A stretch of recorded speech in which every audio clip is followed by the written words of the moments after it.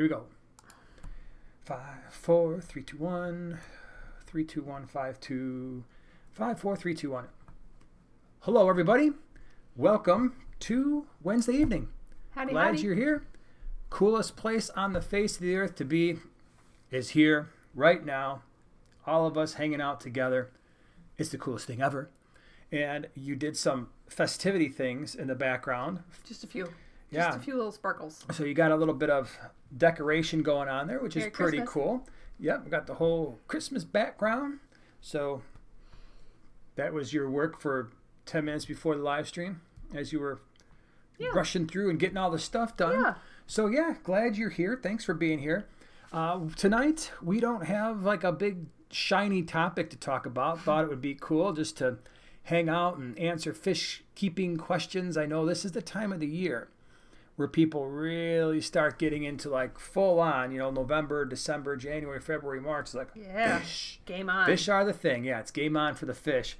So we've been getting all kinds of questions and comments, and it's getting so much harder these days to keep up with the YouTube comments. And it's not just the YouTube comments, it's comments on Instagram and Facebook and emails, which I don't even pretend I can answer those just because there's only so much time in the day, and those other things called jobs get in the way sometimes. So this is a great time when you've got questions. Hopefully we'll be able to answer a whole bunch tonight because that's the plan.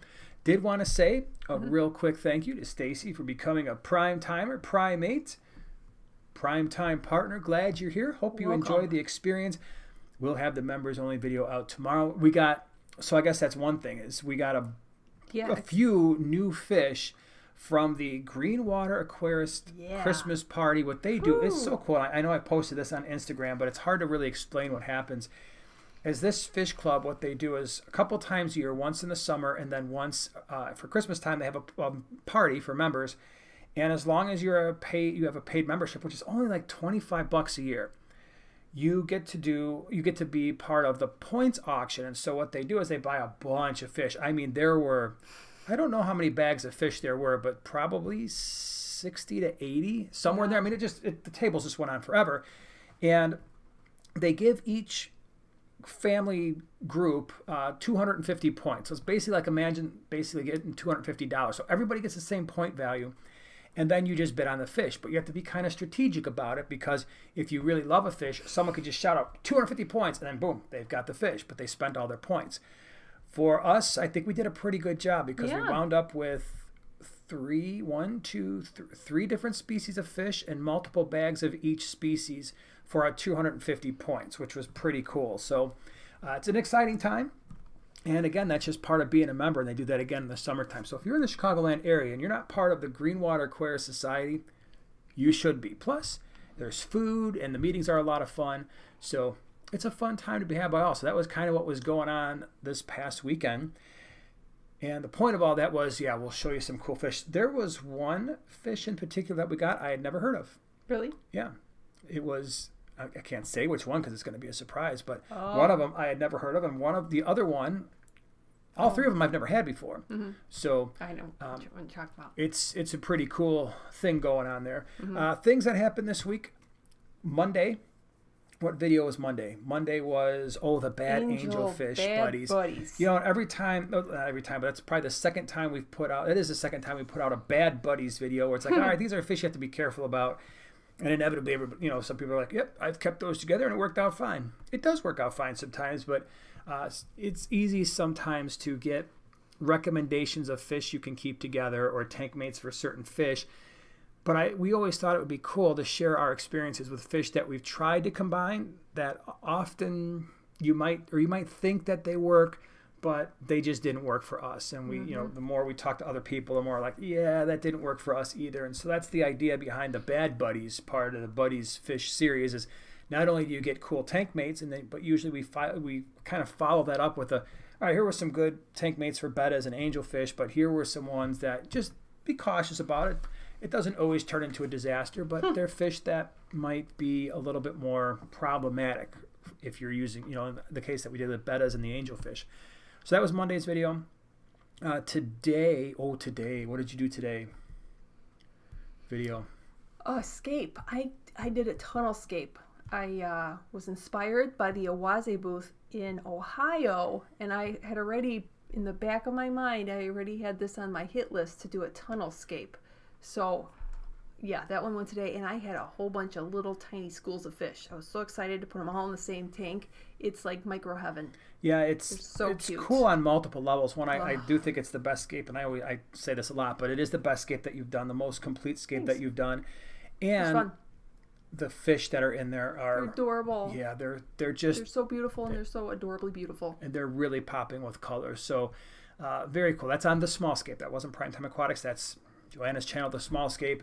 That's what came out today. Tomorrow, I already mentioned, you'll be seeing some more new cool fish, some unusual fish for sure, but they're really tiny. Do you want to know what else is today? What else is today? Levi Aquatics' birthday. Hey, no kidding. Happy birthday. Everybody That's say cool. Happy birthday.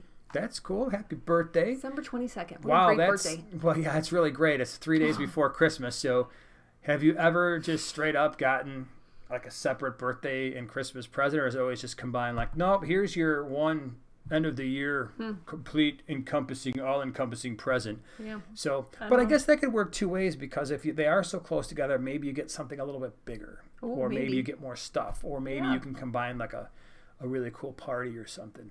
I don't know. We don't know. So, yeah, pretty awesome. So yeah, that's what's coming up. Friday, we've got a really sweet species profile for you, a fish that I have been enjoying quite a bit lately. And then you want to talk about Saturday at all? What's going on Saturday? Oh, well, it's Christmas. It's Christmas Day. My other channel? Yeah, you've got a whole bunch of stuff coming on. I mean, we made this announcement. So we made this announcement on Saturday because we did a special live stream on the small scape on Saturday, but we haven't really mentioned it anywhere else. Channel. Yeah, that's true. So go ahead and you can mention it. All right. So for those, this will be really quick because this does somewhat have to do with the small scape. When I first started the channel, it was a lot of garden projects, little containers, just the land world as opposed to the water world, and I tried to kind of do it both. I would kind of switch back and forth. It would be a variety of water and land. Well, now for the last at least couple months, I've stopped doing any kind of land projects whatsoever, focused on the aquatics, but people still keep asking me for the land, the goofy little land ones that I was doing. So what I did was I created another channel. It's called Container Joy, and it's all about containers all the time, all containers. So that's a separate channel, and all the land stuff will go over there. Really excited, and fingers crossed, my first video will drop Christmas, because I want it to be an early morning Saturday sort of video when my videos will come out. So now you're doing double duty. I am. So you got a small scape video and this new channel, Container Joy. Well, Container Joy will be much earlier in the morning probably, so... Okay, so that's just... You can watch them sort of kind of back to back. So yeah, if you're into, I guess then, container gardening. Yeah, it's not anything to do with fish, right? To be clear, there is no crossover. Zero fish, nothing, and it will not change anything that I put out on the small scape. Same days, videos, I do the same exact thing. You just don't have to worry about seeing gardening stuff ever on the small scape. Yeah, and that was an interesting thing early on when you were figuring out what you were going to be doing with your channel. You had these competing interests with... the land world and the aquatics world, and unfortunately there's sometimes people like one or the other, not both, but there's a lot of people like both. I think very rarely people will like both. Yeah, no, I have some. Well, but didn't you do a poll where it showed that there was a surprising number, more than I thought, but in the world, in the world, I don't think a lot of gardeners go underwater and garden there. So that's true. For the underwater gardeners. For those of you who are interested and you're into gardening and plants and small containers, I did just post the link for the channel, Container Joy. There you'll see it's going through the chat, so you can check that out. It's right now it's hard to search for because you don't have any videos associated with it. The first video is coming out on Saturday, so when you type it into YouTube, that can be a little harder to find. But I did post it in there for you in case you're interested in that. So yeah, that's what's going on Saturday. That's going to be a fun little release. So a double release of videos coming out on Saturday. Yay! So very cool. Yeah, so that's what's happening for the week. Let's go ahead and take a look and see what we've got in terms of your awesome questions, because ultimately that's why we're hanging out today, is to enjoy each other's company and hopefully answer questions. All right, so I don't know if we ever actually season. Hope I'm saying that right. Thank you for the super chat, by the way. Brown algae keeps killing my Java ferns and stunting its growth. It was fine until I put them in a new tank. My Nubius are fine. It's just the Javas. Dosing with Aquarium Co-op Easy Green for 1 year. So that's not uncommon. So don't think that, oh my gosh, it's just you. That can happen. Anubias are fine. It's the Java fern. I guess my question, I have one question, and I'll let you kind of answer this as well. My question is, are you sure it's brown algae that is on your Java fern? So in other words, if you go to your Java fern and you were to take your fingers and very, very gently just kind of rub the leaves, does it go away? Because if that's the case, then yeah, it's brown algae. But sometimes when Java fern is dying back, it can look like brown algae, but really it's just the way the Java fern is dying. What say you? Anything other than that? No. I mean, I'm assuming you know what Java fern looks like when it's producing little babies. That's little black dots. That's probably not what you're referring to. Good point on that as well. The other thing is, if all you have in the tank are Anubias and Java fern, the liquid fertilizers may not be necessary. If that's the only thing you've got, and you've got an average stock tank, we've talked about this last week and a few times before. All these tanks that you see in the back, lightly stocked, heavily planted, no liquid fertilizers. We don't use liquid fertilizers. So all the tanks, every single tank that you see in our fish room, all 80, vast majority of them are planted. A lot of them have floating plants. None of them get liquid fertilizer. We're just relying at this point on the ecosystem and the fish. And even to the extent that, other than when we first set up a tank, we don't add root tabs because then the fish start producing the waste. Now, do we get maximum amount of growth? No, but I also don't want to be trimming plants every week or two either. That doesn't make any sense to me to dose these plants full of nutrients and then have to just trim back all the extra growth. So we generally just let nature kind of balance itself out. The liquid fertilizers are often necessary if you've got other plants you're trying to keep alive, like let's say wisteria, water sprite, hornwort, guppy grass, these plants that grow a little bit faster. If those are in the tank, then yeah, maybe you would consider adding some liquid fertilizers. But if that's the only type of plants you have, that could be part of the problem, is that it's just there's too many nutrients and those plants don't grow super fast, right? Anubias is a very slow growing plant. And Java fern I wouldn't consider to be an extremely fast growing plant, although it's much faster than Anubias. So you might not necessarily need the liquid fertilizers. All right, let me scroll down here to the Stuck Live chat. Michael, thank you very much for the super chat. Merry Christmas. Merry Christmas to you too. Merry Christmas. I have 21 Cyprichromis fry that I'm growing out. I plan to sell and see prices all over the board. What's the fair price to sell them for? Depends on where you're going to be selling them. Mm-hmm.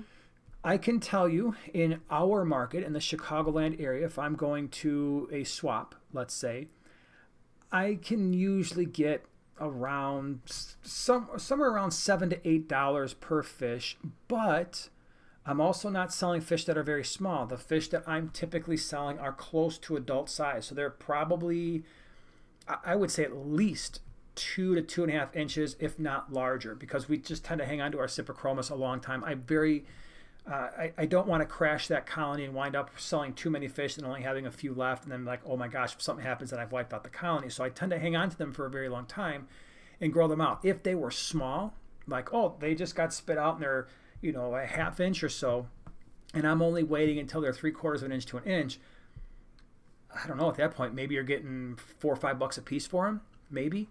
But a lot of that is market dependent. Chicagoland area is a big cichlid market, so that helps. It also helps that when pet stores are selling these fish at 2.5 to 3 inches, they're asking like $30 or $40 a piece for them, retail, right? Yeah. So if I were trading them into a pet store, I would fully expect, I would want my normal swap price to sell to a pet store. But that's us. I know I have demand for those fish. So if a pet store doesn't want to take them at $7 or $8 a piece, fine. I'll just go to a swap and sell them for that much. It doesn't matter to me. So that's kind of where I'm at. Some areas, if you're in an area where maybe people aren't breeding as many fish, And certainly the Cyprichromis are extremely hard to find. You might easily be able to get $15 a piece for them, but probably not at, that ½ inch, 3/4 of an inch, less than an inch. So size, the larger they are, and especially if the males are starting to show color, the better off you're going to be. JFK2, thank you so much for the super chat. Merry Christmas. Thank you for a great year of content. Well, thank you for being here. Appreciate it. It's been a fun year for sure. Heck yeah. What you got? All right, I'm going to take like 3 right away. They're all together. Okay. Okay. Connor, I have not done a paludarium yet, but I intend to very soon once I get everything in a row. I'm very, very excited. I've done little tiny ponds, but in little settings, but not a full-fledged paludarium, so stay tuned. Tiffany, glad you got off work in time to see the whole stream. Hope you enjoy. And Larry, all right, are you ready? I'm ready. Can you please clarify for many the normal pooping of I'm assuming platies? Okay. Of platies of brown long strings, unlike folks asking about stringy poop that is white. Yeah, I have found the platies especially, I don't know if it's a live bear thing. No, I guess it's not. Yeah, platies can just have this enormous string of just regular brown poop, but if it's white, that's a different story, but I've found that to be very normal for platies that we've had in the fish room or in fish tanks for a very long time and healthy and eating and breeding, and sometimes they just make poopies that just don't want to end. So it's like, I don't know, it might be a sport for them. Have you ever thought about fish sports, like competition, like, hey man, you want to see something cool? Yeah, watch this. And like a half hour later, like, dude, it's not even breaking yet. Like, I know. No. I just got to swim real slow and everything's going to be all right. And then the other fish are measuring it like, how many fin lengths is that? Like, man, that was 64 fin lengths before that bad boy broke off. And then they all ponder like, wait a minute, that was kind of cool, but now we're swimming in the same area where that thing is. Yeah, but don't worry, the catfish will eat it. No, they don't. That's not true. But yeah, that's normal. ADHD Aquatics, member for 3 months. Cool. Thank you for being here. Do y'all sell a mug? Merry Christmas. Also, do dojo loaches have secretions? They make the tank milky instantly no matter which tank I put them in. So, no, we don't sell a mug, but I think that's one of your many things that you're working on. We've got some things in the works. We do. For January, really some new stuff. That we think is going to be cool. The mug thing will eventually have to make an appearance at some point, but we don't have any immediate plans for it. But I like the idea. As far as the dojo loach, I haven't kept dojo loaches in a long, long time. All fish make secretions. I don't know if the dojo loach makes any more than any other fish. I will say if they're irritated, some fish will make more secretions than others, but I don't remember them being like abnormally mucusy or slimy, but I've never touched one, and like caught it by hand or anything either. So I'm not sure. Jason Peculiar is here. Good morning from Bonnie, Scotland. Good morning. Now you said Merry Christmas. I'm curious. I've always been curious because the UK, they say Happy Christmas. Mm-hmm. In Scotland, what is it? Half and half? Do you all say Happy Christmas, Merry Christmas? What say you? Happy Can Merry. You please speak for all of Scotland, please? Thanks, Jason. Represent the entire country. Did you say thank you for the super chat that came through just now from Jason? No, I didn't see By it the yet. way, I'm thank at you. The top of the stream. Oh, okay. Well, thank you for the super chat. Merry Christmas to you and yours. Love you guys. And Joanna, I haven't forgotten about posting a video of my genuine all thank you. Wait, what does that say? Loch Looney Biotope tank.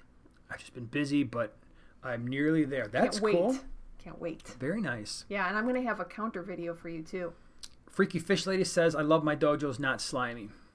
It's not slime, it's mucus. Name the movie. It's not slime, it's mucus. Name the movie from TB. It's not slime, it's mucus. Is that like a Ghostbusters? That's the first thing. That would be my first guess. Yeah. Listen, slime you tank. Smell that? That's right. That's one of the best ones. Yeah. All right. Mm-hmm. So let me scroll around here. Valerie, Joanna, thanks for answering my question Saturday. Shared a pic of my DIY decor on Primetime's Facebook page. Oh, I don't have Facebook. You have to show me. I'll show it to you. It's pretty cool. Legend Fish Tanks. Have an empty 20-gallon. I was wondering what small South American cichlids I can add to it if possible. So 20 gallon, small, let's say New World cichlids, because that would include South and Central America. You've got options. You've got a lot of options. Well, some options. I would say to a 20 gallon, you've got your rams. There's lots of different, and again, you have to do the research on your water parameters if they're going to work out with the fish you have in the tank already. But you've got lots of different varieties of rams. You've got lots and lots of different varieties of Apistogramma. And oh my gosh, at the Greenwater Aquarist Christmas party, there were, how many different types of Apistos did they have? Ooh, Probably at least 6 or 8. They had a lot. So Apistogramma, rams, crebensis, checkerboard cichlids, which, yeah, those would be pretty cool. Let's see. What else? If you want to do something really crazy, the Nanacara. Nanacara look like electric blue acara, but with a little bit of yellow. Very small, but they do have a little bit of an attitude. The Nanochromis are cool, right? Nanochromis splendens. So I'm just thinking small cichlids that would fit in a tank like that. What else? Oh, that's a good. I mean, with all the varieties, you've probably got 3 dozen different things you could add there. But all those certainly could be possible in a 20 gallon. Let's see here. Nicole has the same Merry Christmas thing. You're referring to that thing? It's glittery. You can't really see that. It's not super sparkly. Oh, it's pretty sparkly. But it's from Dollar Tree. It's one of my favorite things there. Which is that now the $1.25 tree? Yeah, I From should what I specify. understand. Yeah. Now it's the $1.25 tree. Yeah. Yeah. Yeah, Rocco says competition pooping. Too funny. Well. Oh, Maine's Tails, Fur, and Fins here. Hello. Merry Christmas, Hello, Jess. Jess. Glad you're here, hanging out. Hanging out with all these cool kids in the chat. Let's see here. Oink Master Supreme. I can definitely test that my tiny... what happened? What happened here? Uh-oh. I lost it. Oh, I can definitely test that my tiny female swordtail has got ridiculous poop, sometimes longer than her whole body. Wow. Here's a better thought. Just be glad you're not a fish, right? That humans don't have that. Sorry. Yeah, I went there. When you're having a bad day, just be like, you know what? At least I'm not a molly or a swordtail or a platy. That would complicate your life, don't you think? Yeah. Just a little bit. Probably. Try to figure that one out. Klaus Aquatics, thank you so much for being a member for the last half a year. Appreciate it. Just want to say Merry Christmas. Watching your stream while making pest snail traps using mini mason jars and mini funnels. Hope it will work. Yeah, report back. Yeah, that sounds fun. You know, just little MacGyver there. You're MacGyvering those snails, and they're not very smart. So they're just going to be like, hey, what's this? This smells great. Let's go in this funnel in the mason jar. Oh, no, we're stuck. Let's see here. BC Dolphin Nut. Thank you so much for the super chat. Have a 20-gallon, moderately planted with 1 albino bristlenose and 3 young salt and pepper cory cats. Would adding 6 peacock gudgeons be okay or too much? Yeah, that's 20-gallon. I don't see why not. I mean, that is certainly an option for you. I mean, there's not much there. We just got the 1 albino and the 3 salt and pepper cories. Sure, that'll be cool. And the peacock gudgeons, when they get, I mean, full size, they're just a couple inches, 1 3/4 or so. But man, the colors on them, well worth it. Definitely, that'll be a fun tank. Joe, member for 26 months. Wow. That's pretty cool. That's glad you're here. Merry Christmas. If I want to try breeding, does that say nitrite? Yeah. Neorite snails? Neorite. I like it. That means your spell check is nerdy like mine. It just defaults to things like nitrite, nitrate.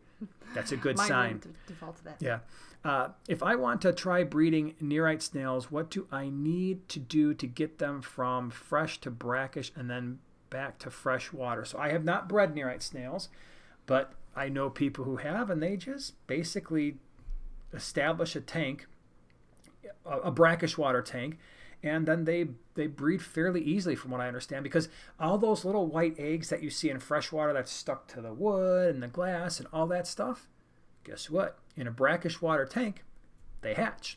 So in terms of the transition, though, that's what I don't know, because I haven't bred them. I don't know if it makes more sense to do that transition from fresh to fresh to brackish water slowly, and then from brackish to fresh slowly again.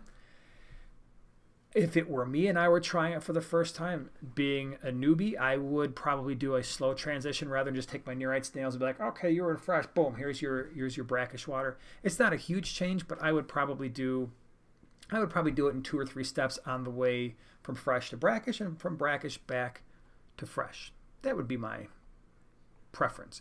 Ricky, thank you so much for the super chat. I want to say Merry Christmas and thank you for being there for me during the rough times. It really means a lot to me. Well, thank you. I'm glad you're here. Glad you're hanging out with us. Yeah, thank you so much for being here all year and beyond. And this is a great group. That's what makes this Wednesday night so fun. I know for us, it really, really has become a time, and I know you said the same thing, where we look forward to it every week because we get to hang out with you, and it's this, and then being able to actually meet everybody at the Aquashellas and the OCA, and I hope this year we've probably got at least 5 things planned, places that we want to go, but that's fun. It's a lot of fun. Oh, let's see. Bridgeport Fish Keeper, is furniture grade PVC or colored PVC safe for aquariums?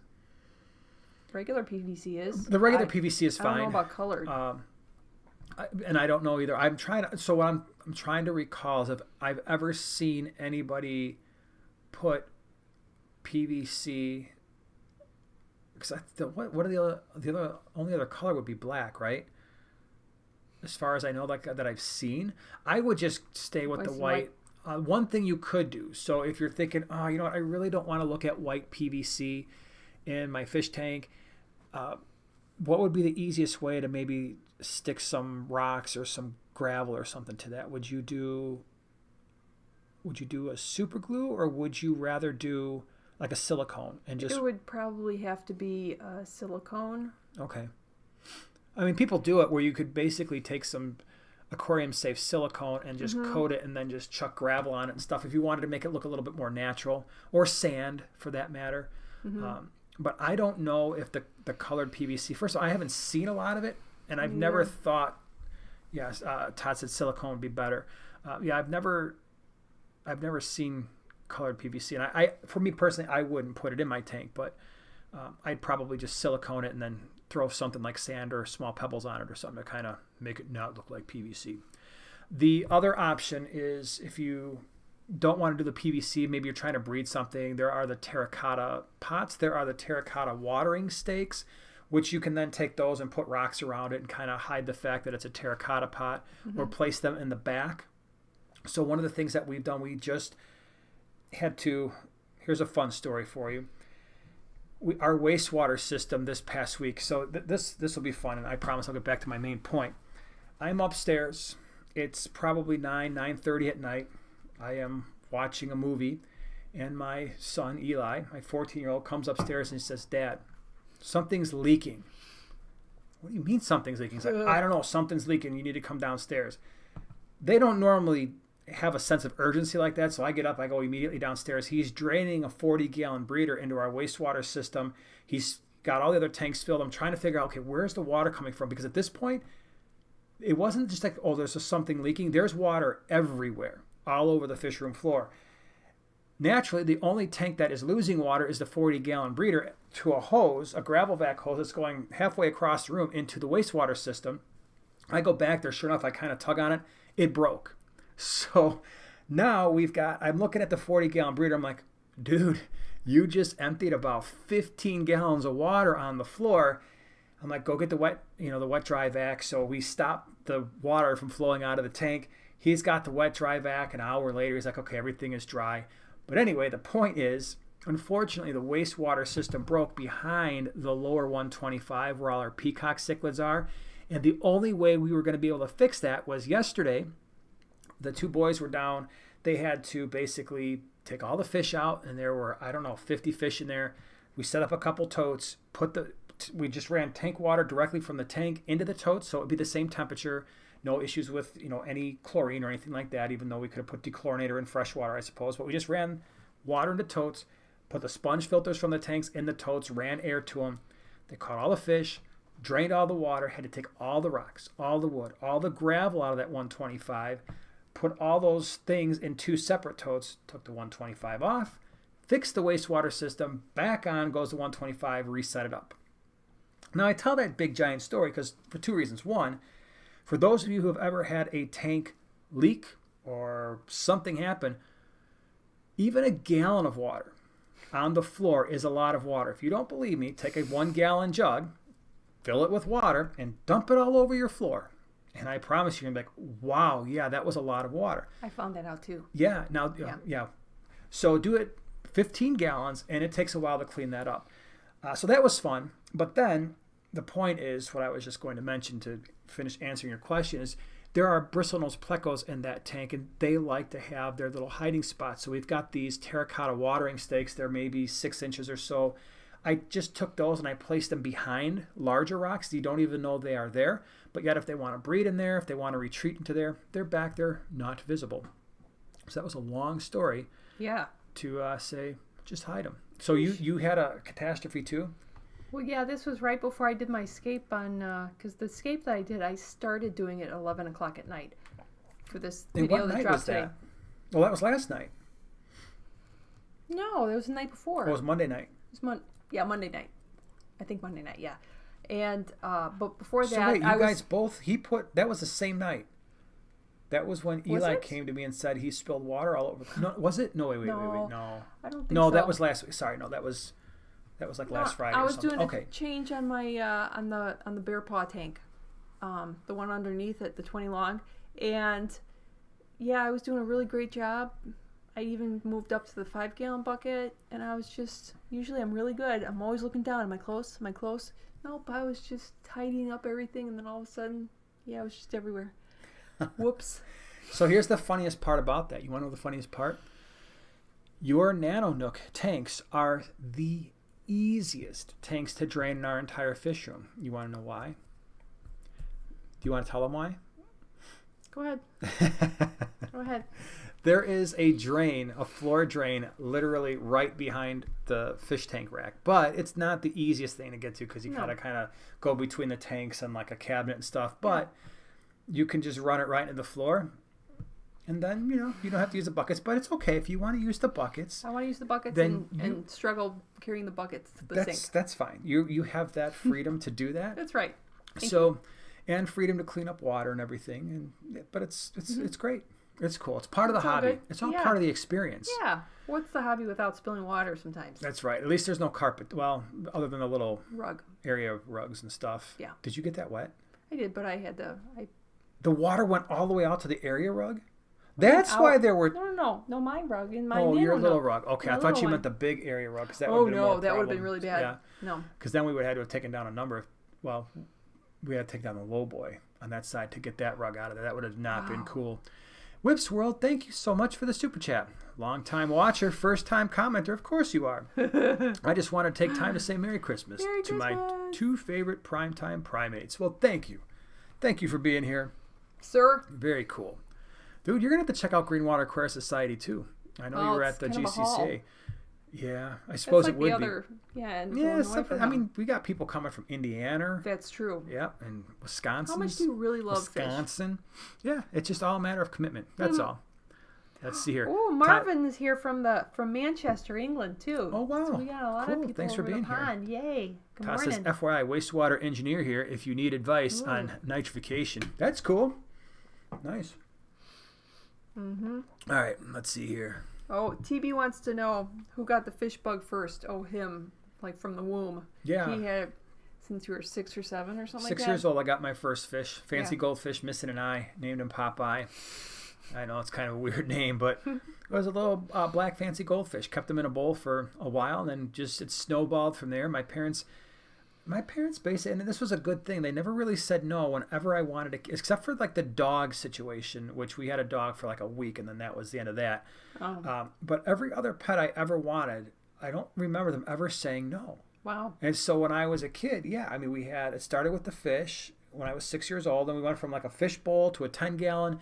Then like my second cousins, they had fish tanks, so they gave us a 20, and then my other uncle gave us a 35 gallon, and it just kind of went from there.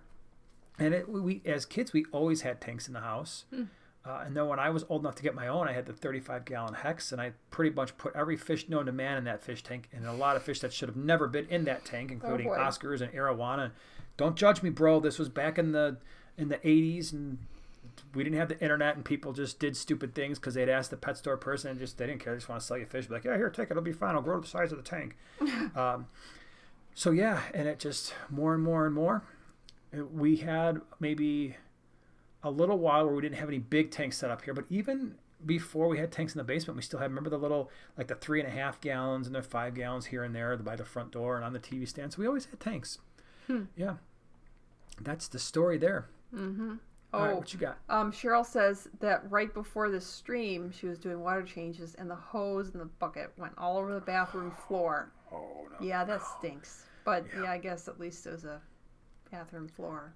I can remember. That's such a pain. So before we had the wastewater system, when we just had the fish tanks on one side of the fish room, basically where the Molly tank is, we had a number of tanks on that side of the fish room.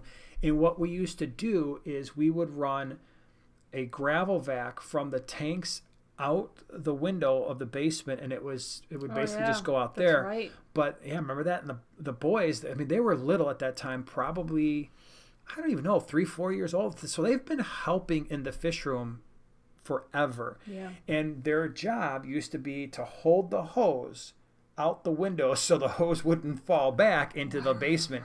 And every once, I mean, come on, they were literally like probably, I don't even know, 3 and 5, 3 and 6 when they were doing. Yes, they were.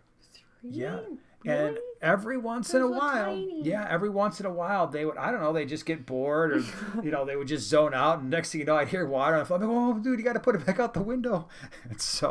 And then our system, our how to refill the tanks, it was a hose that went from the sink upstairs in the kitchen all the way down the basement stairs, and so at that time, you just had to hold the hose in the tank, and then you would just scream, all right, and that would be the cue for the person upstairs to turn the water on, and then you'd say, all right, again, and then they would turn it off, and then you just keep saying, all right, and every time you said it, it would be like, okay, this time it's on, this time it's off. Yeah. What a pain that was. I can't stress it enough. If you're going to have a fish room, it's really good idea to have running water in the fish room. Mm-hmm. That was a big thing for us. Yeah. Yep. And Oinmaster says, that's a good suggestion. No rugs in the fish room. That is... You would think. It's tempting. I mean, we've got a few small ones, but then we have a little bit larger area rug that's left over from back in the day. Yeah. And it's like this really fluffy, like long pile. It's really comfortable to walk on, but if that thing gets wet, oh, not good. The best unreleased. Do pygmy cories eat shrimp? They would definitely eat shrimp babies. Shrimplets are extremely, extremely small. So I don't know. Probably tasty too. Yeah, I'm trying to think of fish that wouldn't eat shrimplets would have to be extraordinarily tiny. So for instance, maybe like the chili rasboras. I'm trying to think of like Formosa. Even adult female Hedriana formosa, I think, would be able to eat female or eat shrimplets. The adult females, they get pretty big. I mean, less than like 3/4 of an inch. So I say keep all this in mind. But most fish will eat shrimplets.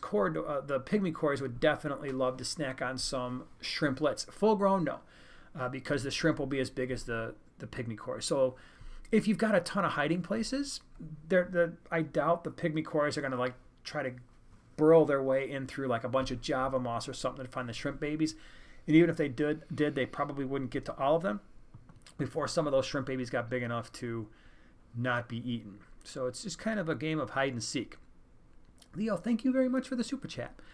A matin filter in a quarantine tank, a 10-gallon, what's the bio load it can handle? Thinking of adding a Zis bubble biofilter, what y'all think? Got 3 L134s. A matin filter is a massive surface area. I've had matin filters in 10-gallon tanks that were very, very heavily stocked. So for instance, I can remember having in a 10-gallon, having peacock cichlids and Buna cichlids spit out fry in 10-gallon tanks after I removed the parent. Those 30 fish would grow in that 10-gallon tank to about maybe an inch or so and never had an issue. A matin filter that would be the size of a 10 gallon, right? The side of a 10-gallon tank, that surface area, if it was all packed full of beneficial bacteria, you would not be able to overstock that tank from a biological filtration perspective. I'm not talking about nitrate. That would build up extremely fast. But in terms of ammonia and nitrite, provided that the tank was stocked slowly, right? So if we did like a mental experiment, so I'm probably not making myself totally clear here. If I had some microbes on that mat and filter and I put in one little fish, I have no problem. A couple days later, I add a second, or maybe a week later, I add in a second and third fish. And I give the microbes time to populate that mat and filter, not going to be a problem. If I kept doing that over and over and over again, the filter itself it's got such a massive surface area that's not going to be the issue. The issue is going to be how is that filter coming from a tank that's already been stocked, or is it a brand new filter? Because then it doesn't matter if it's a new filter. You could have the whole tank be filtration and there's no beneficial bacteria on there, so it's not going to matter. But if it's coming from a tank that's already stocked, similarly to what you're going to do, you shouldn't have any issues at all. Let's see here. Carolyn MC says, my chili raspberries don't eat baby shrimp. Yeah, they're so tiny, right? They are so cute. Oh. And their mouth is so tiny, it would be very difficult for them to eat even the small shrimplets. I wouldn't put it past them. Like maybe they do, we just don't notice. But I don't think they're going to put a huge dent in them, that's for sure. The best unreleased. Thank you for the super chat. Appreciate it. What fish should I breed in my 35-gallon mini pond? Ooh. Well, where is the mini pond? Is it indoors or outdoors? And what's the temperature? Mm-hmm. And I mean, I know I'm throwing a lot of questions at you, but I would need to know temps and what are your water parameters. So we've got harder water with a higher pH. We just bred a bunch of white clouds. Yeah. You could do bristlenose plecos in a 35-gallon mini pond. All the live bearers, provided that your water is a little bit on the harder side, so guppies and endlers and platies and probably mollies in a 35-gallon mini pond, even swordtails. If your water is on the softer side, well, now you're probably looking at what I would do in a 35-gallon mini pond is maybe try to do some apistogramma and see what they do. Right, put a pair in there and see if they'll raise up a couple of litters of fry. What you got? All right. So, son of a quack. Any tips on water changes? Would use a python, but my weird sink doesn't fit anything. I did get a vinyl tube with a pond pump, but it broke. The tank is high up where buckets are hard to get to. So, there's a couple things you could do. And we actually did this. So I had the Aqueon, like the Python Aqueon type of situation, which worked out really well for a number of years. And eventually that piece that hooks onto the sink broke. So I took that piece over to a hardware store by us, Lowe's, and I basically went through their plumbing department. A guy came over and said, hey, what are you trying to do? I'm like, I need this. I need to make this out of PVC and attachments to go back onto my sink. And we made it for probably certainly less than $10. And that thing has lasted a bazillion years. The sink will break before that attachment breaks. So point is, if the Python isn't working correctly, if you still got that piece, go to a Lowe's or a Home Depot, go to their plumbing department and say, hey, here's what I need to do. I need to make a piece that attaches to my sink that has an on-off thing with a bypass, right? So ours never, and I think I've highlighted that what I've done when I said here's how we do our water changes. It's an old video, but I actually highlight that thing that I built. So it's basically a PVC that's got an attachment to the sink that never leaves. It has a valve where it can I close the valve, it goes through the hose to fill up the tank. So when I open it, it just goes right through, and that's what allows me to just use the sink as a sink. It doesn't have the suction capacity like the Python where you run the water, start sucking water from the tank, you turn that off, and then it just drains. I don't need that. So what I do to drain the tanks is any gravel vac will work, right? So we use I think it's the Aqueon ones, it's the cheap ones you get at PetSmart. They last a couple of years, but we use the heck out of those things. So I put the gravel vac in. It's got the little hand pump to get it started. If you don't have a wastewater system like we do, what we used to do is we would empty that gravel vac into a bucket. You could also use like a small garbage can that's got wheels. Yes, then you use the pond pump. I would get a pond pump that has just a regular garden hose attachment, or if you want to use more flexible hose like that would normally come with a Python, you can do that as well. And then just run that either into a sink or a floor drain. The nice thing about using like a garbage can with wheels is now you can wheel that around if you've got more than one tank to do. If you don't have more than one tank, then even a 5-gallon bucket will often work. The one thing that we had to do when we were draining water out of a tank into that 5-gallon bucket and then relying on the pump to pump it, eventually into the floor drain, we had to be really careful as to how many tanks we could empty into that bucket at the same time. And we figured out that, we can do 2 tanks at once, emptying into the 5-gallon bucket, and the pond pump will keep up with that amount of volume. So I know it's a little bit convoluted, but we do what we have to do, right? So, but I can't stress that enough. If and that goes for anybody. If you're looking to do a Python system, but either do it more cheaply or have something that's a little bit higher quality, just take that thing and then start matching up pieces. Okay, this thing will screw into the sink, and it's the type of connector I need, and then I'll just get a piece of PVC that's threaded. And okay, this has got the valve that I need. This will just screw right in, and then it's got the little T, and I can I can put a hose barb in there and slide the hose on, then C-clamp it or clamp it shut. That's all we did. And like I said, there's a video out there somewhere of what I did. I just don't remember. It's been a while. So that's how we roll with it. What you got? Let's see. All right. Dion wants to know, what do you recommend for building my first 90-gallon Buna tank? Have several large community tanks, but first Buna only. What fish and how many to add? That's a great question. 90 gallons is going to be fun because that's a tall tank. So for those of you who've never kept a 90 gallon, if you are familiar with the 75, it's the same length and width as a 75, but it is another, 4 or 5 inches taller. So it is a tall tank. However, in Buna, they are crazy. They go all over the place. So what would I do with a 90?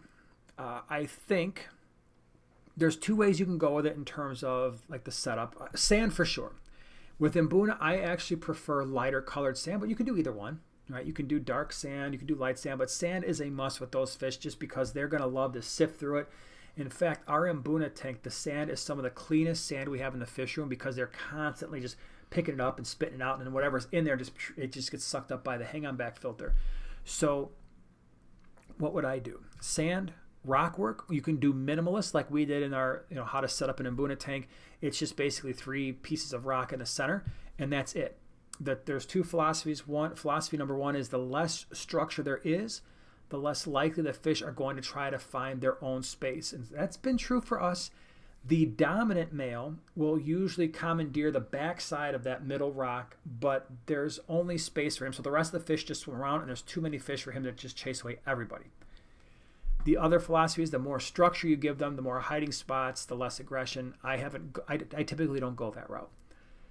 In terms of the fish, the most success you will probably have is keeping less aggressive Buna, at least at first. Right? So I always recommend if you're starting out with Buna, maybe what we do is step 1 is let's go ahead and add some yellow labs. They're really pretty. Right? So yellow labs, they don't get super huge. They're not going to be incredibly aggressive.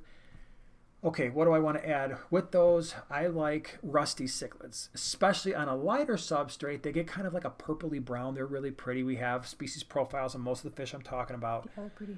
The Pseudotropheus solosi, the females kind of get like this orange color, and the males get blue with dark blue vertical stripes. So now you've got fish that are yellow. You've got these purpley, like brownish rust-colored fish, which are really pretty. You've got orange fish in the tank, and you've got these blue solosi that are blue with blue vertical stripes. In a 90, the other fish you could consider possibly is Pseudotropheus acei, but they do get a little bit bigger. Not terribly aggressive though, but those fish, instead of being the standard Buna 4 or 5 inches, might get 7 inches or so. How many?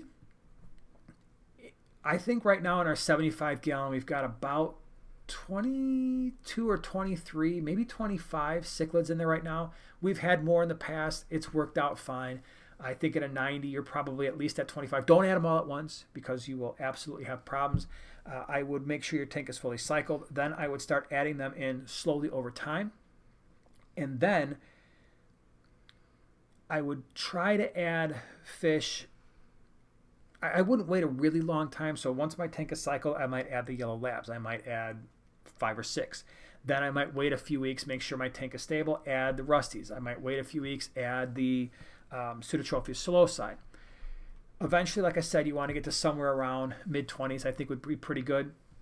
If you think you're going to have any problems with aggression, what I do for the Mbuna tank, and it has always worked out well for us, is I will add Mbuna that are a little bit smaller, maybe just a couple inches. Often the adults really don't see them as a threat, and they leave them alone.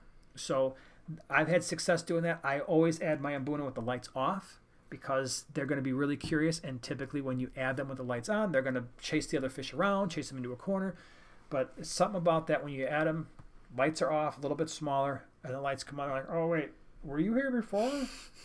Hey Barry, yeah, this guy, this little one, was he here before? I don't know. Hey, is there food? Wait, that human's coming over here. We're gonna eat. And then they forget everything. Once you put food in the tank, they're like, oh wait, this is food. Everything else doesn't matter. So that's how I roll with it. What you got? The indoor pond is, well, it's indoor. And it's 74. Okay. Oh, all right. So 70. So you're gonna, pretty much all the fish I said would probably work with the exception of maybe the pistols. You might want to throw a heater in there. But I mean, if it's only 35 gallon, throwing a heater in there is not going to be too big of a deal. Mm-hmm. Yep. Oh, and then another one. Can I squeak in here? Sure. All right. Chris wants to know, everyone says no to gravel for cories, but he's been saying rounded gravel is okay. Let's scoop. Yeah, that's true. Go take a look at the actual place where cories exist in South America, and you will find that the substrate is not 100% sand, that there's rocks and gravel type material there as well. I would agree. If you're going to use gravel, it's for the most part, it's okay. 2 things though that you have to consider when you do that. Thing number 1 is, yes, you want it to be smooth. You don't want it to be rough and scratchy. Even some of the so-called sand is just pulverized gravel that can be somewhat sharp, and that can scrape up the bottom of their belly. The second thing is also, when you go with bigger gravel and you're trying to feed cory cats, there's only so far they're going to be able to go into that gravel to retrieve the food. And since you need to make sure they eat, that can create a little bit of a mess. That's another reason why I prefer sand, just generally speaking, I suppose.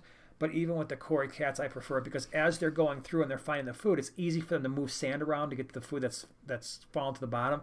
You get gravel that's a little bit on the larger side, and they can't move that around, and so the food winds up getting into the gravel. They can't get to it. A little bit more messy. Stephen, thank you for the super chat. I am breeding red shoulder McMasteri. My local fish store is interested. My older brood is 1 1/4. Or should I sell as pairs? My parent fish are imported from Czechoslovakia. So, I guess it depends on how your local fish store prefers them. I would definitely, I'm sure what they're going to want is fish where they're starting to show some color, right? It's really tough to sell very small epistos to people who don't know what they are. So just your common customer, right? So a lot of the people here, we might understand, okay, well, these are cichlids. Let me go look at a picture and see what they're going to look like in a few months. But that might not be most of their customers. Most of their customers are just like, oh, wow, look at that. Oh, my gosh, look at that. And the more I go to fish stores, I realize that the questions haven't changed in 30 years, right? They're still the same questions, the same issues with not cycling tanks and people keeping stuff together that shouldn't be together, and people just picking out fish because they look cool. That being said, consider that what your local fish store is going to want. Are they going to be able to sell fish that are colored up a little bit more? Do they want the pairs? Most likely they do. I think a lot of pet stores, at least around us, when it comes to things like epistos, they will often say, you know, this much money per pair, right? They just assume that's what people want. So I might do pairs, and I personally would wait until my males are showing color. All right, let's see. Hold on. I'm all messed up here. Stephen, thank you for the follow-up super chat. Message retracted. It's okay. We got the first one. Thank you. Little Mountain Life, thank you for the super chat. Cute. What tank mates suggest 4 Amazon puffers and a 200-gallon? I wish I could help you there. I have no idea. I've never kept Amazon puffers. 200 gallons, I mean, it sounds awesome. I have no idea. To the best of my, I mean, I believe they're brackish water, right? I mean, I don't do, the only puffers I've ever kept were Amazon pea puffers. Oh, I take that back. I think I tried to keep a green spotted puffer a very, very long time ago, maybe in my early 20s. I had a brackish water tank at one point with scats and monos, and I think there might have been a green spotted puffer in there. What else was in there? There's what's the catfish that's brackish water? I don't even remember. But anyway, I know nothing about Amazon puffers. I can't help you there. Maybe if someone's kept them, chime in the chat. Kind of rhymes. Chime in the chat. Tailfeather would like to know, can you keep 1 to 4 honey Gouramis with a group of 5 to 6 Mollies? I guess it depends on the size tank. I don't know if I would be overly concerned. 1 to 4 honey Gouramis with how many Mollies? 5 to 6.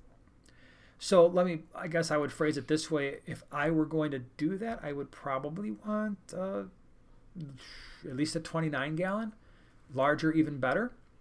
Yeah, I probably want to, I take that back. I'd want a larger tank than that.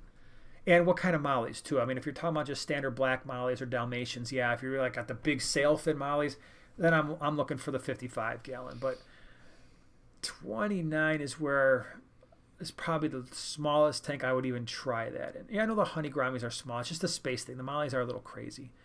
Nicholas, welcome to becoming a primetime partner, Primate. Glad you're here. That's awesome. Hope you enjoy the experience. And thank you for the super chat. Appreciate it. I bought some coolie loaches, and they have started dying off one every other night so far. pH is 7.5. 10 parts per million nitrate, nothing else. Temperature 74 to 78. Yep. So your stuff, I mean, I'm assuming no you got nitrate, so probably no ammonia, no nitrite. I wish I had better news for you. Coolie loaches will sometimes do that. I would be curious what your water hardness is. You know, if you've got really hard water, maybe they're struggling a little bit with that or moderately hard. Coolie loaches, we've got one.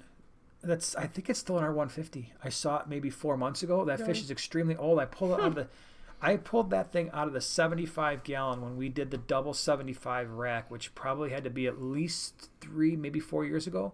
Wow. And it was old in that tank. And I chucked it in the 150. I'm like, I forgot I had the fish. I'm like, so I've got it in the net. No. And I'm like looking around, like, where am I going to put this thing? And the 150 is right next to it. I'm like, just chucked it in there. Went in the rocks, and once every year or so, or 6 months, I see it. Saw it like 6 months ago. I don't know if it's still in there or not.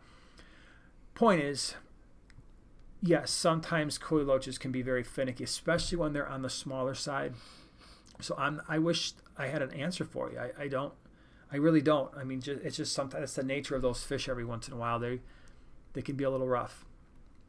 Let's see here. Flood City says Colombian shark. That might have been it. Yeah, is brackish too. That's true. Yep. What you got? You got anything over there? Oh, here we go. Benjamin setting up his first 55-gallon tank. Kind of wants a cool planted tank with white sand. Any idea for fish? 55-gallon? Yeah. Planted? White sand. White sand? I don't know. With all the scapes that you've been doing lately, I have been much more intrigued by doing larger schools of smaller fish and really just making that whole entire community pop. Mm-hmm. And everybody goes through phases. I'm sure most of you have gone through these phases where it's like, hey, I want a community tank. And then you're like, okay, I'm done with this. I want some cichlids. Okay, I'm done with this. I just want one fish in the tank that recognizes me and is basically like a water dog. And then it's back to the community tank. And we just do that. There's a reason why so many of us start out with one tank and like, well, I like the community tank and I want a cichlid tank, but I don't think I want to get rid of the community tank, so just add tank number 2. So for a 55, I really liked our tank when we did the unboxing. You have to go back a little while. It was the tank that had the Von Rio Tetras and the Cherry Barbs and the Blue Tetras.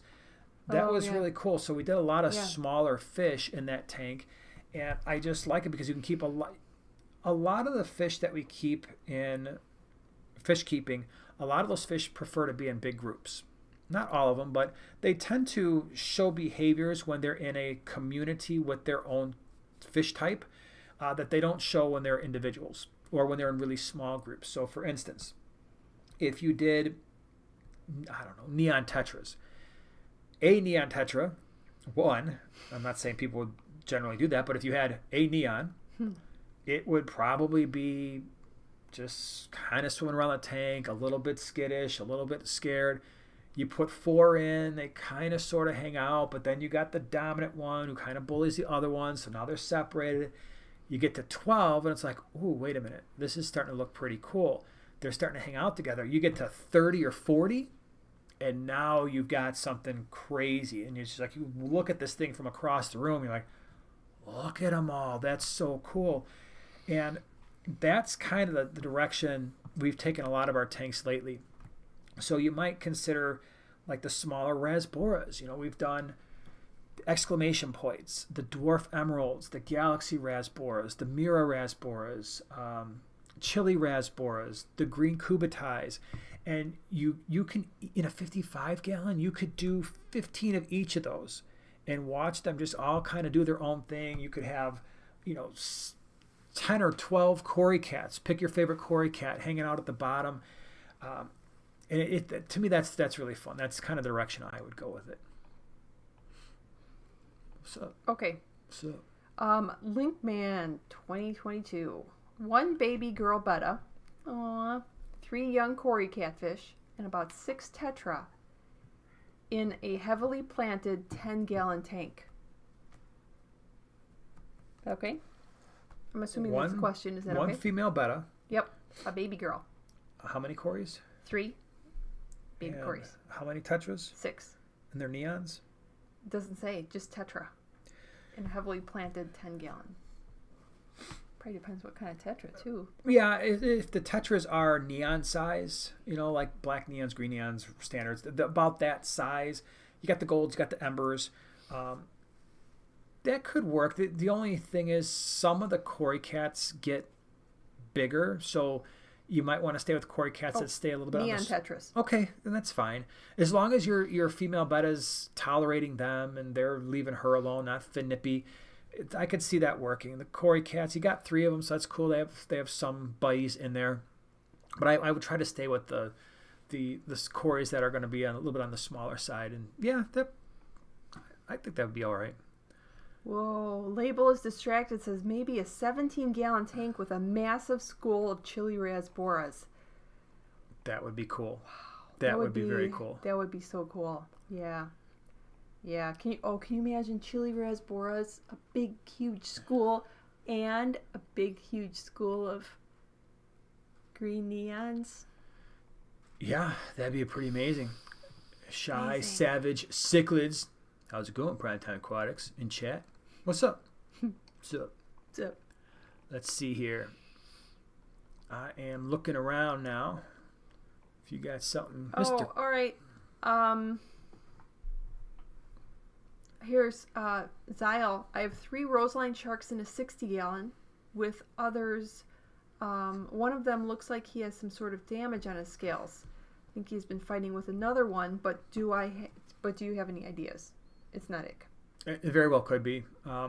Roseline sharks are one of those things where I had them in a 125. They kind of died back. I don't know what happened there. They just, for some reason, they died off one by one. But so I'm assuming the 60-gallon is a 4-foot-long tank. I might try to add 3 or 4 more and see if that dynamic works. But yeah, it can happen. Sometimes they can just vie for dominance a little bit. It happens. Mr. Fish. Are Cardinal Tetras hardy enough to go in a newly cycled tank? I heard they're a little fragile. Yeah, they are. For us, all the Tetras that I've kept, they are some of the most fragile of them all. I would not put. Well, I don't tend to put any fish in a. Oh, you said newly cycled, so there is some cycle.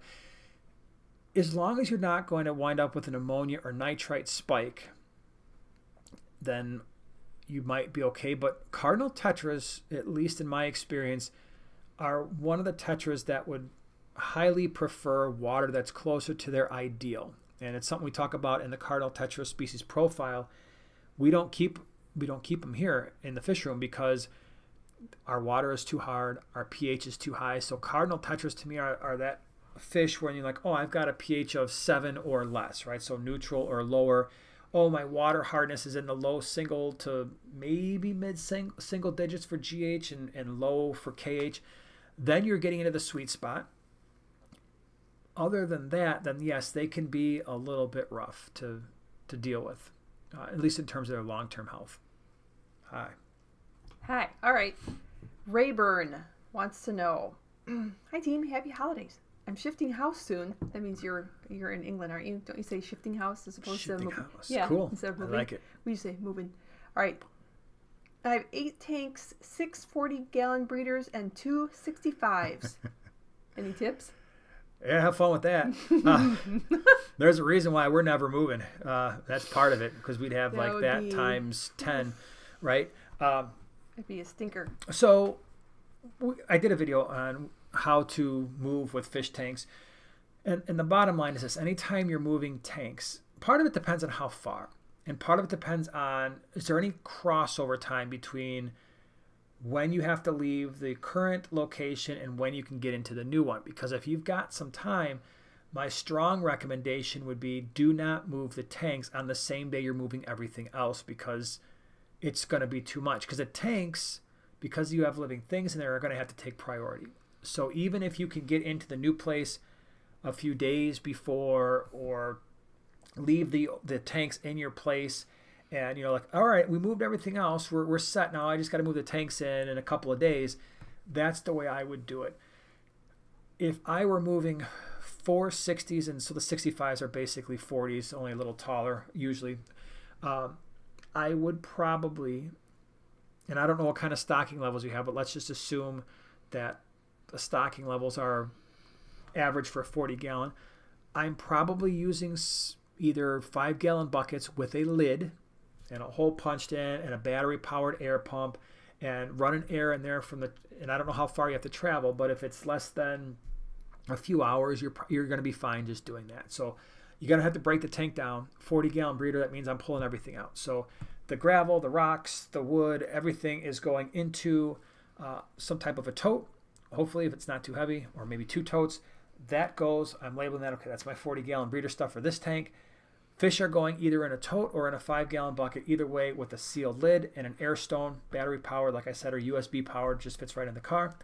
But my priority has to be get to the new place, set that tank up, get all the stuff back in, get the fish in, and you just have to do that times 8, which, yeah, it's going to be fun. But once it's done, it's done. And it won't be too bad, hopefully. Let's see here. All right, I can't read that from that far away. Zaniso, thank you so much for the super chat. I have a discus who has gotten large white pimples on his face, treated with general cure, and it went away, but then came back worse. Any ideas? So large white pimples to me would probably mean more bacterial, and general cure for the most part is an anti-protozoal. It worked, which is good for a little while, but to me, general cure is something that would probably be more suited for stuff that's internal. I would probably go with an antibiotic like erythromycin to try to treat that, because my guess is it's probably a bacterial, those pimples that you're seeing. Got some? Yeah? Yeah. Sure. All right. Regina, hi. All right. I just set up a 40-gallon loaded with Anubias and Java Fern for my alien Betta. Cool. Rummy Nose Tetra, love them. Ember Tetras, and a few Cories and mystery snails. They were in a 20 long. They are loving it. That's pretty cool. It sounds like an amazing tank. Yep, that's awesome. Let's see, Josh says, what should I feed my 3-week-old Jack Dempsey fishes and food for future? I feed all of our fry live baby brine. That's how I get the greatest survival rates for our fish. And after that, flakes, pellets. Jack Dempsey's are not at all picky about what they eat. I mean, they probably eat it now in 3 weeks, but I like to start them off on live baby brine. I just generally have the best luck doing that. And then eventually you can go over to, like I said, flakes, pellets, occasional bloodworms. They'll grow fast. The question is going to be, how many do you want? Because Jack Dempsey's are cool. They usually have a very large group. Their spawns are very large, and they're not necessarily easy fish to get rid of. So because, one, they're a little bit aggressive, they get pretty large. And so when you start mixing somewhat aggressive fish and fish that are large, you start limiting the potential customer base, and they are pretty common. So even trying to, it's one of those things where you're going to be feeding fish and taking up space to watch them grow. And then, okay, now what do? Do I bring them to a local fish store? And you're like, hey, guess what? I've got 50 of these things. And they're like, I can't sell 50 Jack Dempsey's anytime soon. So yeah, I will. Maybe they'll take them, maybe they won't. But you might want to just check around and see if you're going to be able to move them. And that will help determine how aggressively you're going to feed them. All right, let's see here. What's the best setup for a pea puffer? I don't know. Do you have any? I mean, I know, it's but from Alice. Well, first of all, you're gonna want at least 5 gallons for that pea puffer. When I had pea puffer, you make sure that you have rockwork, driftwood plants for them to kind of go out and pounce on their prey, but also keep in mind that they're messy eaters. So if whatever you're feeding them, I fed mine snails. So they make a mess. They're kind of messy. So you're going to need to gravel vac all that stuff up. So make it easier on yourself that you know that you can clean it up around there. But they do like to, they're shy. So give them, some nice little places to hang out and downtime. They're cool fish. I like They're them. Adorable. So much fun. Them. All right, let's see here. Horse Nicky. That's kind of funny. Hello. Do you think a top is essential to keep a crawfish from getting out of the tank, or not having things to climb out is enough? Thanks. Well, crawfish are interesting fish. We've had them. I've kept a number of them, especially when I was a kid. I kept lots of them, and they always seem to find a way to get out of the tank. Really? I didn't know that. They will climb up anything, and I mean anything. So if you're filtering the tank and you've got an intake or a return, they will crawl up it. If you've got cords for, like, let's say a heater or an air stone, some kind of airline, they absolutely will crawl up those things. So usually something is going into the tank that can extend to the exterior. If you've basically just got this body of water with absolutely nothing in it, well, one, they probably aren't going to do well long term, because the water, if it's just completely stagnant, is going to be kind of a challenge. So yes, I would get a lid, and I would make sure that lid is literally covering every square inch of that thing, because they can be master escape artists for sure. Okay. Oh, and Rayburn's in New Zealand, by the way, doing the move. Wow. Ooh, wow. Good luck. Someday I want to go there, and I want to do what everybody else does, and that is I want to do the Lord of the Rings tour. I don't blame you. I even want to go to, like, everywhere. I want to go to the mountain where there was a big avalanche, and I want to experience the avalanche too. Have fun with that. And I want to hear, like, what's that? Saruman. Yeah, it's gonna be cool. I want to see the eye. That's a real thing, right? What? No.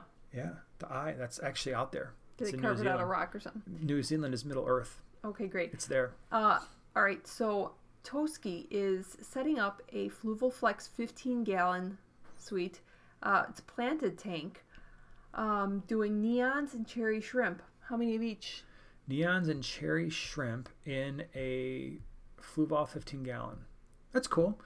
I mean, the shrimp, I always tell people when it comes to stuff like shrimp and guppies and stuff, just start with a half dozen and just let them do their thing, right? Put in enough hiding spaces. Now, if you are like, well, the neons are going to pick off the shrimplets, which they will, and you want to just do more adults, then you could, in a 15-gallon, you could easily do 20. It's just a matter of how much you want to spend. But, I mean, shrimp they're such a light bio load, and they don't take up a lot of space. So Easily. I mean, I remember in a 20 long, we were breeding red cherry shrimp. They're probably with, I don't even know, 300 of them in there. And it was a lot, don't get me wrong, but we never had any issues with the water quality. Not saying just, pack your tank full of 300 shrimp, but easily start out with a half a dozen, let them breed. The neons in a 15-gallon Fluval Flex. See, that's... When I do Tetra types, I really do prefer at least a tank that's going to be... I don't remember how long that Fluval Flex is, the 15-gallon, but even a standard 20 at 24 inches, I'm like, all right, that's good. But when I start going less than that length, I start to get hesitant with the neons because I do like to have some space. But if you're gonna do it in a 15 flex, maybe do 8 or so. I wouldn't do any more than 10. It might be a little cramped for them in the 15-gallon, a little bit. Yeah. You got something else for me?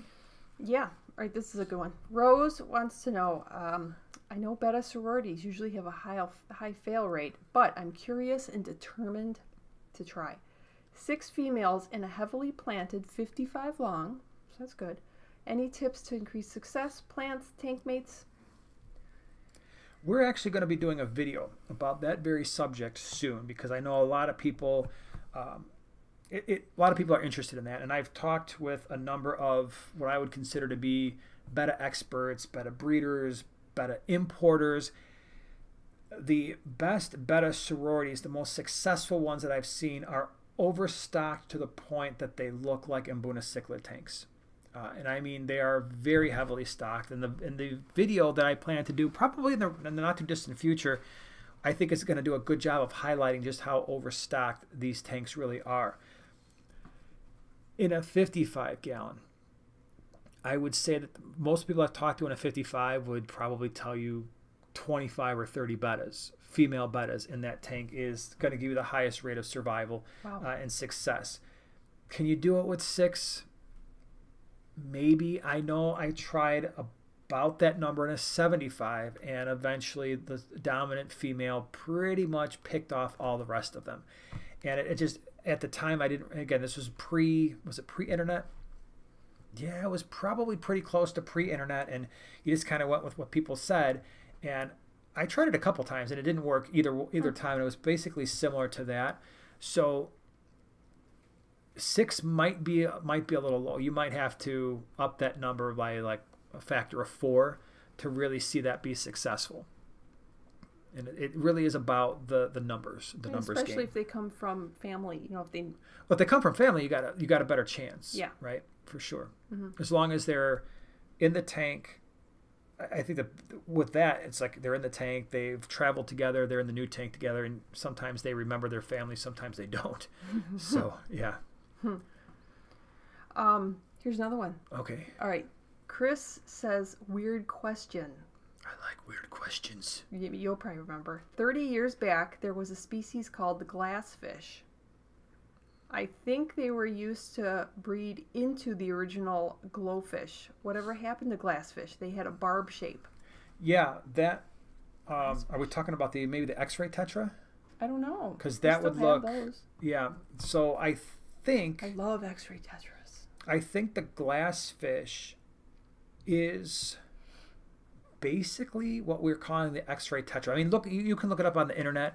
I do remember that. I think they're the same. Cool fish. I think we still actually have a couple in that 20-gallon, believe it or not. They're and cute they as haven't gotten babies. any, but they haven't gotten any larger, which is pretty crazy. Good. They're cute. Yeah, so I think it might be the X-ray tetra. Just maybe check that out and see. The other one is the glass cat, and obviously I don't think, and maybe that's what you're talking about. Glass cats, they're still everywhere. We've got a group of them in our 75-gallon. Love glass cats. I just think they're so cool. Yeah, so, and then nowadays they have the glass humphead fish, which is, from last I saw, they were real. I haven't seen them as much lately though. But those are generally, when you find them, are pretty expensive, but they're really crazy, cool looking fish. Yeah. Oh, Night Rider says Indian glassfish. They used to be dyed and have nothing to do with glowfish. Right. Yeah, I think those are just X-ray tetras though. Oh, interesting. Aren't they? Maybe I'm wrong. Maybe they're two different ones. I could be wrong about that. David says, hold on, things were jumping around. How many angelfish can I have in a 55-gallon tank? Well, you can have a bunch when they're small. So, you get those bad boys when they're like the size of a quarter. Like, I'm going to put 15 of them in here, and they're going to be fine for a while. The issue is always what happens as they age, what happens when they start, not even as they age, what happens when they get into breeding mode. And in breeding mode, what winds up happening is you get a pair on one side of the 55-gallon. Hopefully it's on one side, not right in the middle somewhere. And they start becoming territorial. So then you're like, all right, well, now I've got a situation where I can have the pair and remove all the other angels. Or sometimes if you've got a lot of line of sight blocks and there's some plants and some tall wood, you might be able to have a pair on each side, but that's always the issue. So long term in a 55-gallon, I know usually one is going to work. It's not going to cause me any stress. Once you go beyond that, now you wind up with, 4 or 5 females or something. Maybe there's going to be less aggression there. At 4 or 5 males, at least you don't have the breeding aggression, but they can still be rough on one another. You get a pair, and then things get interesting. So one's going to work. More than that, you never know. We've got a pair in a 40-gallon breeder right now. They're fine. We've had a group in the 125. That's a 6-foot tank, though, but that worked out okay for a while. Infinity Aquatics, thank you for the super chat. I almost missed you guys. How are you? I just got Firecracker Tropheus, 15 5-inch. Do you have any good recommendations? Also going to swap. Hope to see you there. Man, you're getting all the cool fish lately. So you got Firecracker Tropheus, 15 5-inch. That's cool. The recommendation I have is, keep them in a group like that. You got 15 of them. I'm assuming they're going to wind up in a decent sized tank, probably at least 75, 90 gallon, maybe even a 6-foot tank at some point.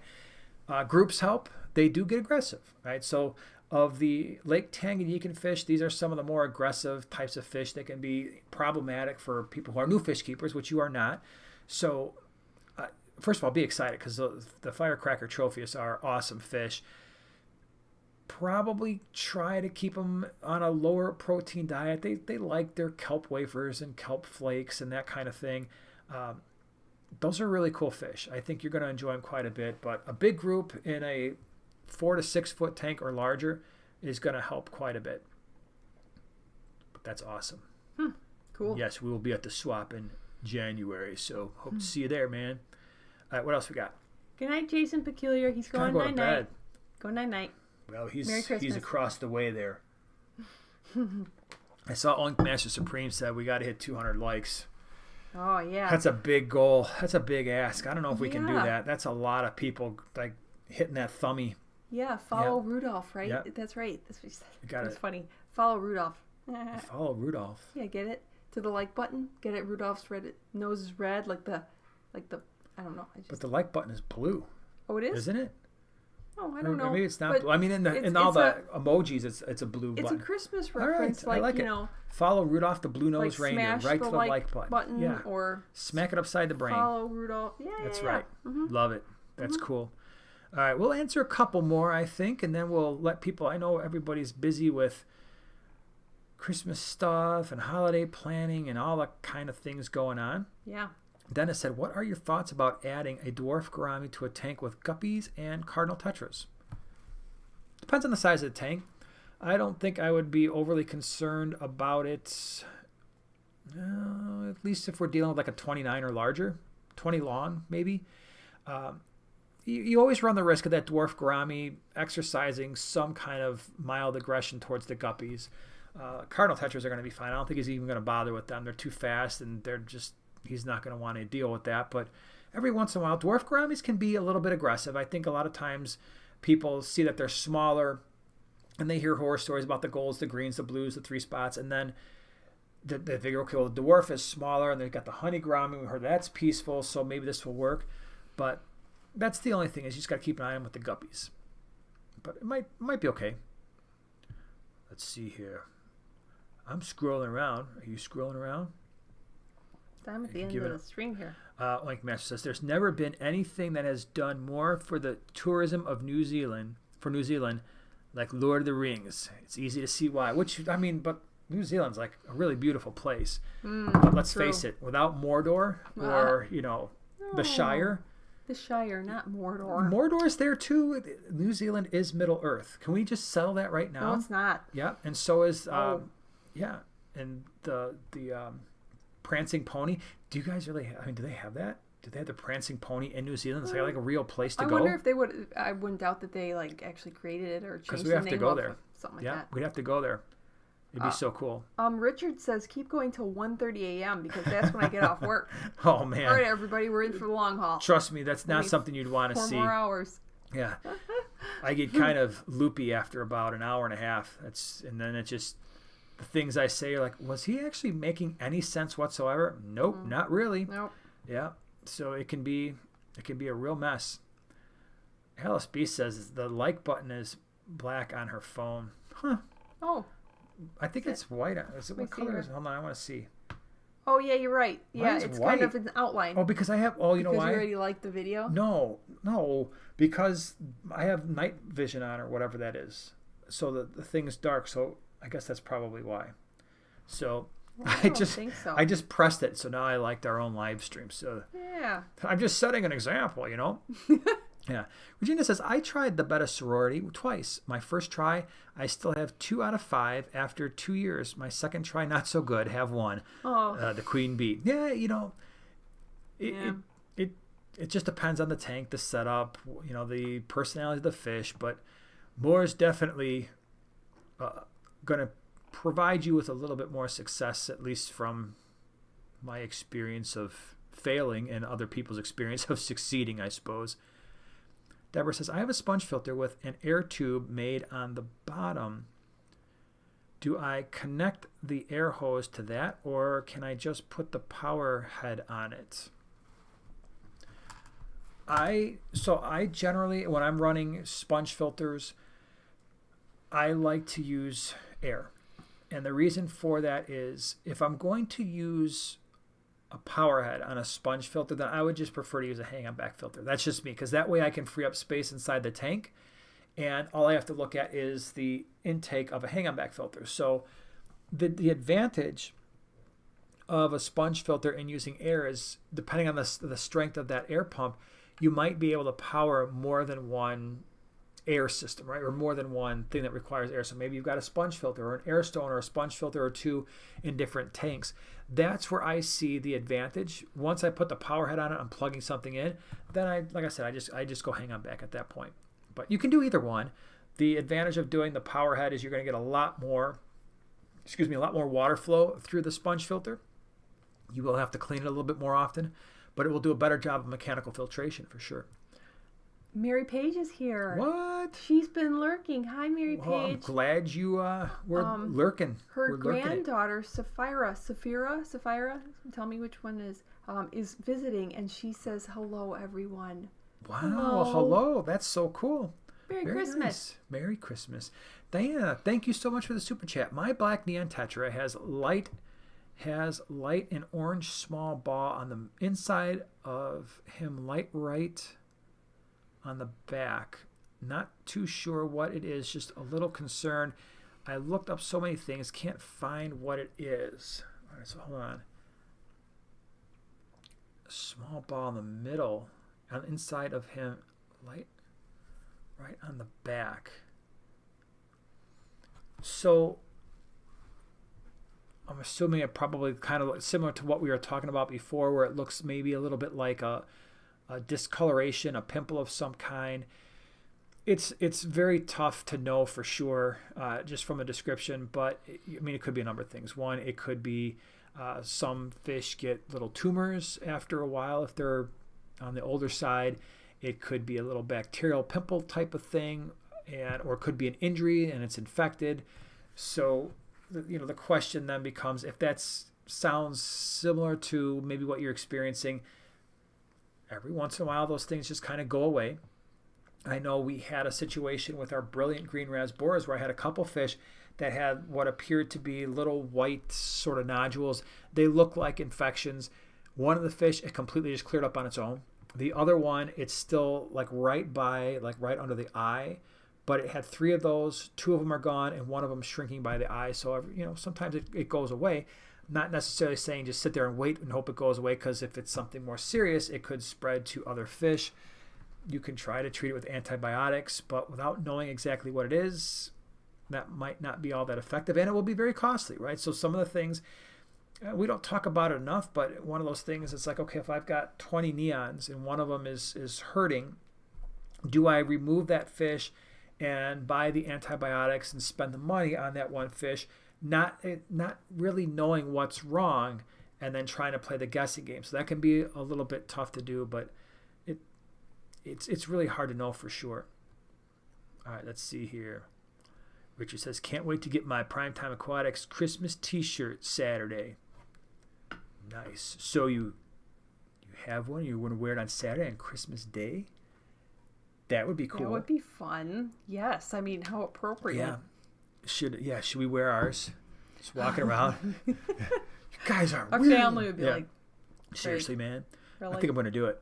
I think I'm going to be cool. Well, I mean, like we should, because that's what we got our whole family. Right. That's how we roll. Can you imagine? Here's all your shirts. Yeah. Oh, thanks. Gosh. Another shirt. Thanks. Yeah. Hey, they're cool, though. We're all styling. Right. That's for sure. I will do 1 or 2 more. How about that? Sure. Let's see here. Tail feather. What fish can eat bladder snails but not neorites or mystery snails? What do almond leaves do for fish and shrimp? How do they work? Well, the first question about the snails. I trust nothing in a tank that would eat bladder snails. I would not trust them around my neorites and my mystery snails. That being said, I've had fish, strangely enough, I've had some cichlids, small ones, shell dwellers, basically clean out a tank of bladder snails and ram's horn and leave much larger mystery snails alone. But those fish are not community fish, and certainly not something you'd want to add to a tank unless it was a dedicated shell dweller tank. Unfortunately, yeah, it's once you've got the mysteries and the neorites in there, it's tough. It's tough to put something in there that you can trust with, like, oh, just eat these, but don't eat my pet snails. As far as the almond leaves go, basically what they're going to do is they're going to release tannins, and so it's going to darken up the tank a little bit. It releases tannic acid into the water. Depending on your types of fish, is it healthy? Yeah, because a tannic acid has been shown to be an antimicrobial, and so that can be beneficial to fish and shrimp. So that's the benefit from a medicinal purpose, and some people just like the way it looks. Also, for fish and shrimp, sometimes that stuff will harbor small like microorganisms that the shrimp can then kind of pick on, and if you wind up with fish that are breeding in there, you'll sometimes see them picking on that stuff as well, because of the little tiny life that's surrounding that stuff as it breaks down. You'll have to add more. So if it's something that you enjoy, eventually those leaves and stuff, and even like cholla wood, that stuff breaks down. You have to add a little bit more later on, but it takes a little while for that to happen. Richard said that his wife bought him the shirt and won't let him have it until Saturday. That's cool. Oh, the that's so cool. anticipation. Yep.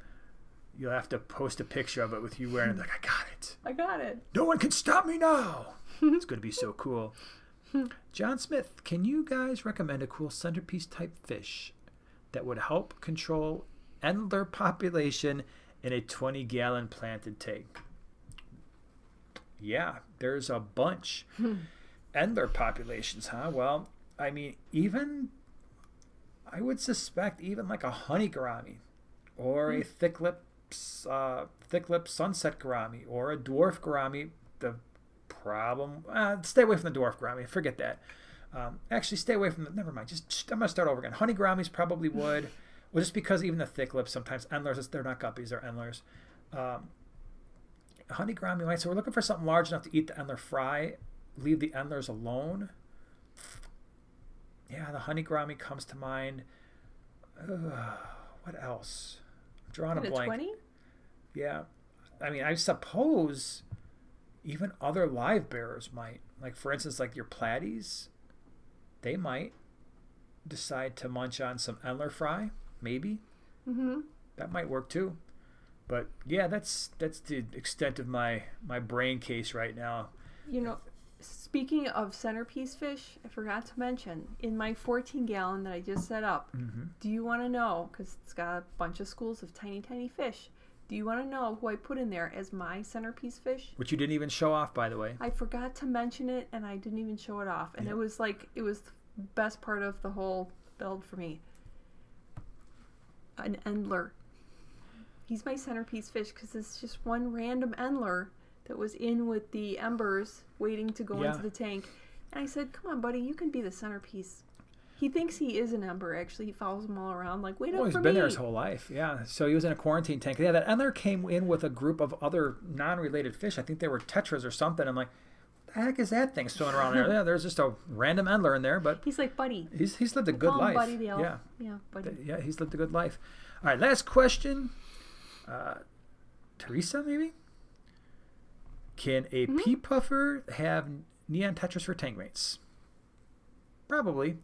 Yeah, because your pea puffer, you're probably just going to feed the pea puffer snails. That neon tetras aren't going to be super interested in that. Nope. As long as the tank size is okay for both of them, I don't see why not. Sure. All right. Amanda said, my black neons will eat guppy fry. Yeah, that's a good point. Yeah, so some of the neon types would certainly do that. Good call on that one. All right, everybody. I think we're going to call it a night. Happy Christmas Eve. I'm glad you're here. It was awesome that everybody, we got to hang out. We're going to be back next week, same time, same place. And I think next week, same year. Yeah, next week we got a little 2021 year in review thing that I think we're going to do here. It's going to be cool. Sweet. It should be pretty awesome. Oh, and we just saw this cool sticker. Thank you, Susan. Thank you so much for being here. Thank you very much. Merry Christmas. Glad you stopped by. Appreciate it. All right, everybody. We hope you have a wonderful weekend, wonderful Christmas. We will see you again next week. See you 7 days. Bye-bye. Bye.